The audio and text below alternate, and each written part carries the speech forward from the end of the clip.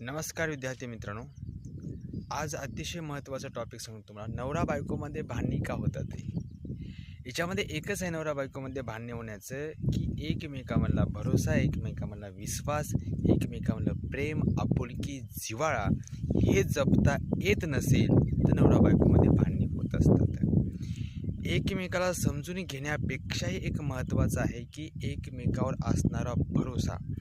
ज्यावेळेस विश्वास आणि भरोसा कमी होतो ना, त्यावेळेस माणसाला एकमेकाबद्दलच्या शंका वाटत असतात आणि या शंकाचं निरसन करण्यासाठी समजून घेणं महत्त्वाचं आहे. त्याच्यामध्ये विचार विनिमय करणं महत्त्वाचं आहे आणि ज्यावेळेस विचार विनिमय करण्याचं ज्यावेळेस टाईम भेटत नाही किंवा महत्त्व कळत नाही, त्यावेळेस नवरा बायकोमध्ये भांडणी किंवा होतच असतात ते.